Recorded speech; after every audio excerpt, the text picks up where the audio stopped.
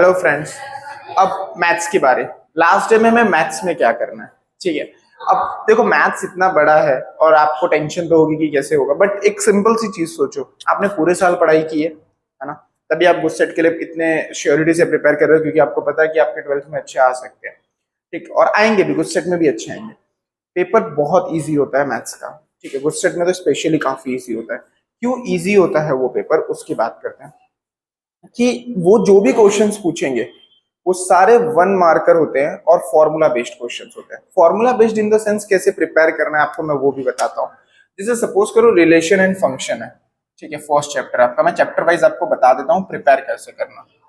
Relation and function, इसमें जो binary operation वाला टॉपिक है ना उसको मत छोड़ना, उससे बहुत इजी क्वेश्चंस आते हैं, वो कर लेना। बच्चे उसको छोड़ देते हैं बट आसान है वो, बहुत सिंपल क्वेश्चन। दूसरा one one and onto function check करने के लिए। तीसरा आपको देखना है एक खाली इनवर्स कैसे निकलता है, बस, ठीक है। बाकी रिफ्लेक्सिव सिमेट्रिक वो तो आपको आइडिया है ही, ठीक है, उसमें ज्यादा इश्यूज नहीं है, बट ये टॉपिक्स मत छोड़ना, ये इजी होते हैं। जैसे इनवर्स ट्रिग्नोमेट्री में कुछ क्वेश्चंस आते हैं बहुत ही आसान से, बट बच्चे फिर भी छोड़ के आ जाते हैं। जैसे एक मैं एग्जांपल के तौर पे देता हूँ।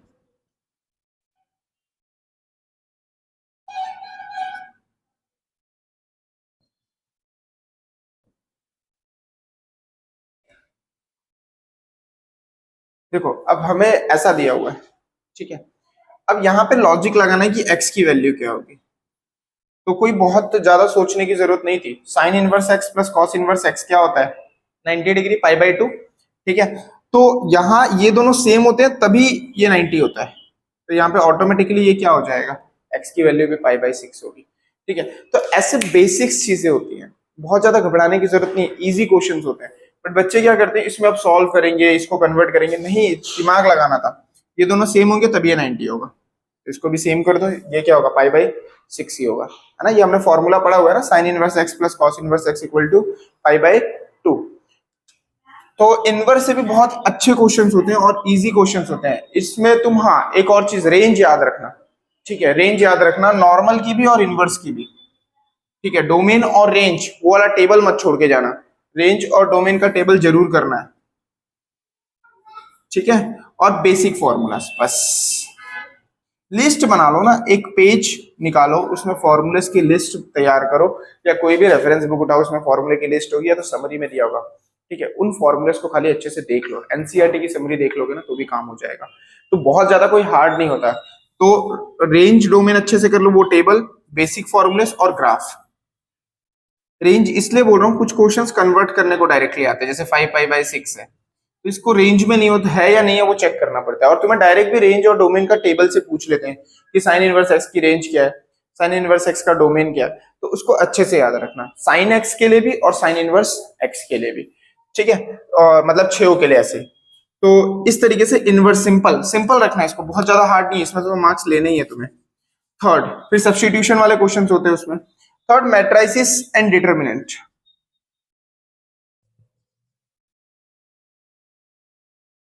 ठीक है। ये दोनों चैप्टर लिंक्ड अप ही है। अब होता क्या है इसमें, बच्चे है ना बड़े बड़े क्वेश्चंस तो करते हैं बट इसकी प्रॉपर्टीज कोई नहीं पढ़ता है, ठीक है। और जो क्वेश्चन आते हैं वो मैट्रिसेस के प्रॉपर्टीज में से आते हैं, ठीक है।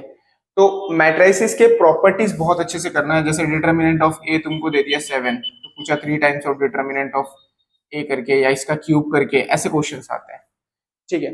सो मतलब आपको करना क्या है, बेसिक प्रॉपर्टीज करनी है, एडजॉइन के, डिटर्मिनेंट्स के, जो एडजॉइन से रिलेटेड प्रॉपर्टीज दी हुई हैं उनसे डायरेक्ट फॉर्मूलेस बनते हैं। तो जो भी आपको इनमें क्वेश्चंस आते हैं वो जनरली प्रॉपर्टीज का यूज करके आते हैं, ठीक है। बेसिक 1 मार्क में पूछना है तो वो दे देंगे आपको कि इसका मल्टीप्लीकेशन, जैसे 3x3 वाला है, 2x3 वाला है, तो उसका मल्टीप्लीकेशन का आंसर क्या होगा, ऑर्डर क्या होगा, तो आपको पता होना चाहिए कौन मल्टीप्लाई हो सकता है कौन नहीं हो सकता।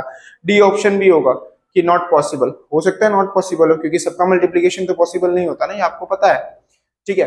तो इस वजह से मैट्रिसेस और डिटर्मिनेंट हार्ड लगता है कुछ बच्चों को, क्योंकि बेसिक प्रॉपर्टी से क्वेश्चंस आ जाते हैं और वो करके नहीं गए होते हैं, वो सिर्फ सम्स करके गए होते हैं। तो आपको बेसिक्स प्रॉपर्टी को भी ध्यान में रखना है, ठीक है, ये चीज याद रखना।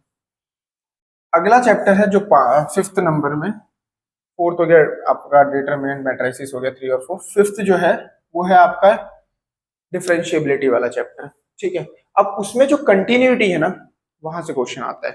जैसे एक सिंपल आपका देखना फर्स्ट एक्सरसाइज है जो 5.1 एनसीईआरटी की है, ठीक है। उसमें ए और बी की वैल्यूज ढूंढनी होती है, के ढूंढना होता है, लैम्बडा ढूंढना होता है, कॉन्स्टेंट्स दिए होते हैं और बताया होता है कि ये लिमिट जो है वो कंटिन्यूअस है या ये फंक्शन कंटिन्यूअस है एट x इक्वल टू 1 या x इक्वल टू 0, तो वो जरूर करके जाना, ठीक है। वो बहुत इंपॉर्टेंट है और इजी क्वेश्चंस आते हैं। फिर एक उससे काफी सारे क्वेश्चंस आते हैं जो जैसे x इक्वल टू दिया होगा 80 स्क्वायर, y दिया होगा आपको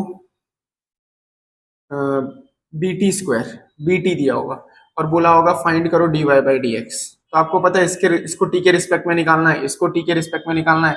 फिर dy बाई डी एक्स को क्या कर देना है आपको, कैसे लिख लोगे, dy by D T into D x by D T, sorry D T by D x, उल्टा कर दो, ठीक है। तो आंसर आ गया। ऐसे क्वेश्चंस पूछे जाते हैं। तो बहुत ही बेसिक और सिंपल क्वेश्चंस आते हैं, बच्चे छोड़ के जाते हैं, ठीक है, डर के मारे। बट होता कुछ नहीं है। जैसे चैप्टर 6 है वो तो सब लोगों के लिए काफी प्रॉब्लम है, बट वहां पे देखो मैक्सिमम मिनिमा बड़े बड़े क्वेश्चंस होते हैं। तो हो सकता है तुम्हें डर लगता है और लास्ट मोमेंट पे जो बिल्कुल टॉपिक नहीं आता ना उसके पीछे पागल भी नहीं होना है, उसको नहीं करने जाना अभी। तो अभी क्या करना है, 1 मार्कर क्वेश्चंस के लिए हमें सिंपल फॉर्मूलेज याद रखने हैं, ठीक है। और जो बिल्कुल ही छूट गया है उसके खाली फॉर्मूले देख लो और उसको वापस पूरा मत करने जाओ, इससे बेटर बाकी रिवीजन कर लो। जैसे 6 चैप्टर है आपका एप्लीकेशन ऑफ डेरिवेटिव वाला, उसमें है ना इंक्रीजिंग डिक्रीजिंग से क्वेश्चन तो होगा ही, इंक्रीजिंग एंड डिक्रीजिंग फंक्शंस, ये जो था स्ट्रिक्टली इंक्रीजिंग स्ट्रिक्टली डिक्रीजिंग वो करना है। फिर एक अप्रोक्सीमेशन वाला कर लेना, अप्रोक्सीमेशन वाला, ठीक है। ये तो दिमाग से निकल जाता है, इससे क्वेश्चंस आते हैं। तीसरा आपका रहता है ये स्लोप, सबको पता है simply dy by D x होता है। और नॉर्मल जो होता है स्लोप ऑफ द टेंजेंट पता है आपको, और नॉर्मल क्या होगा, इसी का -1 अपॉन हो जाता है, जो हमने स्ट्रेट लाइन में पढ़ा है उसी का यहाँ पे एप्लीकेशन है। एंड जो चौथी लास्ट चीज है आप लोगों के लिए, ठीक है, उसको उसके साथ क्या मैक्सिमम मिनिमा अगर हो पाए तो करना, वरना इसका खाली फॉर्मूला देख के जाना। बाकी ये दोनों से तो क्वेश्चन आते हैं, इंक्रीजिंग डिक्रीजिंग अप्रोक्सीमेशन, ये इंपॉर्टेंट टॉपिक है, ठीक है, क्योंकि 1 मार्कर क्वेश्चन है तो सिंपल ही पूछते हैं। अब आता है इंटीग्रेशन, ठीक है। इंटीग्रेशन बिल्कुल हार्ड नहीं है। देखो आपने जिन लोगों ने भी है ना बोर्ड के लिए प्रिपेयर किया होगा ना, उनको तो बिल्कुल इशू नहीं आना है, क्योंकि बहुत ही बेसिक चीजें इंटीग्रेशन में आती है। एक क्वेश्चन इंटीग्रेशन का है, देखो जैसे सिंपल सा मैं अब ऐसा कभी दे देते हैं,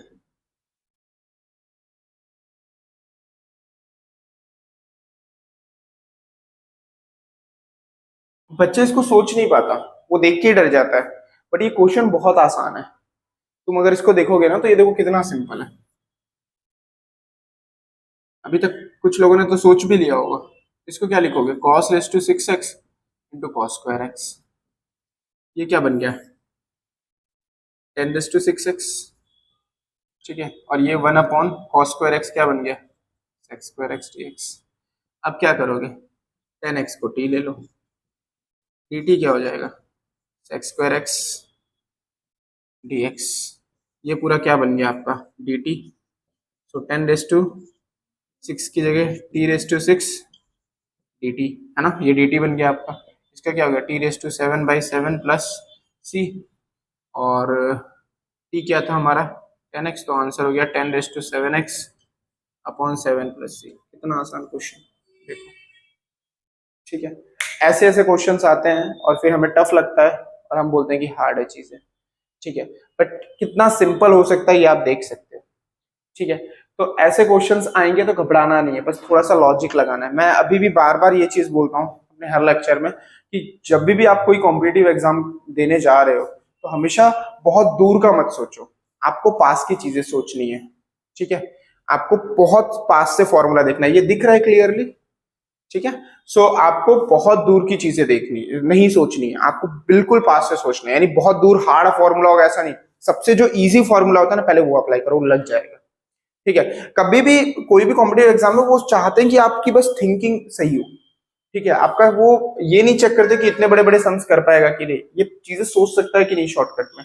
और हमेशा शॉर्ट में आंसर बहुत क्लोज होता है, बट हम बहुत दूर की चीज सोचते हैं।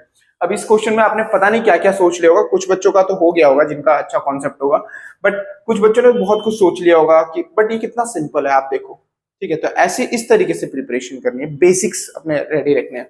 और इस चैप्टर में तो डायरेक्ट फॉर्मूला बेस्ड क्वेश्चन आते हैं ऐसे आंसर, ठीक है, ऑप्शंस। अब ये फॉर्मूला तो सबको ही पता है, root of a square minus x square, ठीक है, फिर 1 अपॉन का भी एक फॉर्मूला है हमारा।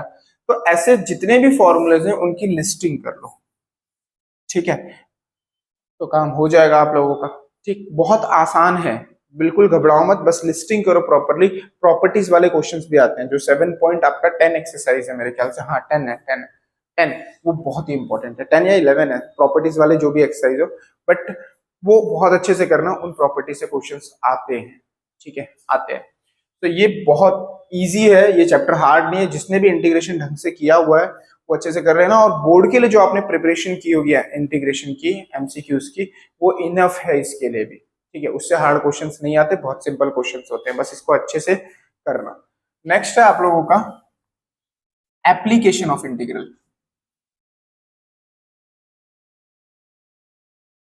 ठीक है, ये सबसे इजी चैप्टर है, एरिया वाला, इसमें कोई फॉर्मूला ही नहीं है, सिंपल है, डायरेक्टली वाई डी एक्स और एक्स डी एक्स के एक्स डी वाई के टर्म्स में इंटीग्रेट कर देना, तो इसमें तो मार्क्स जाने भी नहीं चाहिए आपके। 9 चैप्टर, ठीक है, उसमें आप लोगों का याद होना चाहिए, आपको 9 चैप्टर जो है उसमें ऑर्डर एंड डिग्री जरूर करना, सबसे इजी चीज है, और वहां से क्वेश्चन आता है और मिस नहीं करना हमें। दूसरा, एक वहां पे जो क्वेश्चन आता है, देखो पहला आता है ऑर्डर डिग्री से ज्यादा चांसेस होते हैं, और एक जो आपकी एक्सरसाइज है ना इंटीग्रेटिंग फैक्टर वाला, ठीक है, आईएफ निकालते हो आप ई रेस टू करके,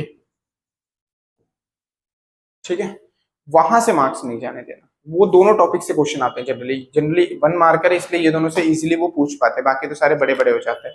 तो जो आपका इंटीग्रेटिंग फैक्टर वाला, कई बार तो यही पूछते हैं कि आईएफ क्या है, ठीक है, मतलब इस क्वेश्चन में आईएफ क्या होगा, तो वो आपको पता है, ई रेस टू इंटीग्रेट कर दो, एक्स के रिस्पेक्ट में है तो एक्स के रिस्पेक्ट में, वाई के रिस्पेक्ट में है तो वाई के रिस्पेक्ट में, जैसे हमारा जनरल यही वाला, ठीक है। सो मतलब आपको चीजें सिंपल रखनी है, आपको अगर पता है पी यहाँ पे ले लो, अगर इसके साथ लेना है तो, और क्यू यहाँ पे ले लो, जो भी फॉर्मूला है आपका, ठीक है, उस तरीके से अपने हिसाब से सेट कर लेना है। यहाँ पे पी एक्स लोगे तो यहाँ क्यू एक्स आएगा,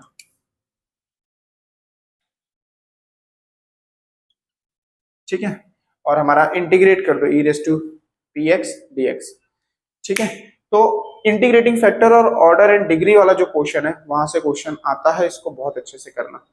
नेक्स्ट है आप लोगों का 10 चैप्टर और 11 चैप्टर, 3D में फॉर्मूलेज आते हैं, डायरेक्ट फॉर्मूला वाले क्वेश्चंस लगते हैं। अब देखो इसके बाद के जितने भी चैप्टर है सब आसान है, उनमें नहीं जाने देना मार्क्स। जैसे 10 है उसमें डॉट प्रोडक्ट और क्रॉस प्रोडक्ट की प्रॉपर्टीज बहुत अच्छे से करना।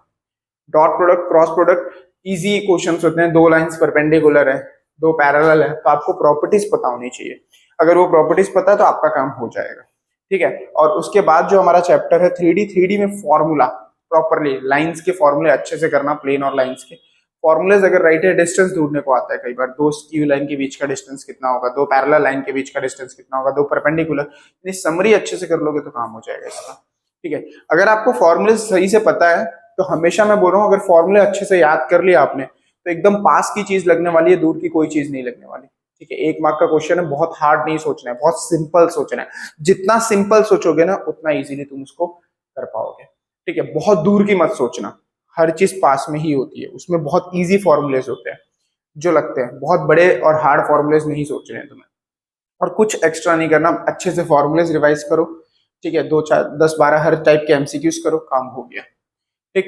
प्रोबेबिलिटी हमेशा, जैसे बेसिक्स क्वेश्चंस प्रोबेबिलिटी के बहुत सारे सिंपल सिंपल भी होते हैं जो कई बार बच्चे याद नहीं रखते। जैसे सपोज करो ये मंथ चल रहा है तुम्हारा अप्रैल, अप्रैल में 5 संडे आने की क्या प्रोबेबिलिटी है, 5 फ्राइडे आने की क्या प्रोबेबिलिटी है, तो डिवाइड कर दो, number of days divide by 7। जैसे सपोज करो अप्रैल 30 का होता है तो 30 को डिवाइड बाय 7 कर दो, 7 4 जा 28, 2 रिमाइंडर में बचा, ये 2 दिन में से कोई भी दिन जो तुमको पूछा फ्राइडे संडे, तो 2/7 प्रोबेबिलिटी, जितना रिमाइंडर है अपॉन 7 वही आंसर होता है। ऐसे ईयर का भी पूछ लेते हैं, ठीक है। तो घबराने की जरूरत नहीं, बहुत आसान क्वेश्चन है, बेस थियरम अच्छे से कर लेना, एक बार फॉर्मूले लगा लेना, फॉर्मूले बेसिक पता होने चाहिए, बस बेसिक फॉर्मूले पता है तो काम हो जाएगा, ठीक है। सो इस तरीके से पूरे सारे चैप्टर की एक लिस्ट बनाओ फॉर्मूलाज की, उनके पीछे पढ़ो तो काम हो जाएगा, घबराओ मत। और फिजिक्स के लिए मैंने ऑलरेडी प्रीवियस लेक्चर में बता दिया है कि कैसे करना है, और सेकंड पार्ट तो उसका मैंने पूरा एमसीक्यूज के साथ कवर किया है,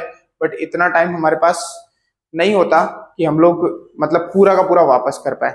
ठीक है, तो अब अच्छे से क्या करना है, पूरा रिवाइज करना है बिना घबराए, और अच्छे से शांत दिमाग से कल पेपर देना है। पैटर्न आपको पता है, फिजिक्स केमिस्ट्री साथ में आएगा, मैथ्स बायो 1 घंटे के रेस्ट के बाद होता है आपका। ठीक है, तो 120 मार्क का होता है, और अटेम्प्ट करना, नेगेटिव मार्किंग से मत डरो ज्यादा, तुम्हें प्रॉपरली अटेम्प्ट करना है। जितना ज्यादा अटेम्प्ट करोगे उतना ज्यादा फायदा है, छोड़ के आने से कोई फायदा नहीं है। हमें वैसे भी 90 प्लस या 100 प्लस तो स्कोर करना ही है।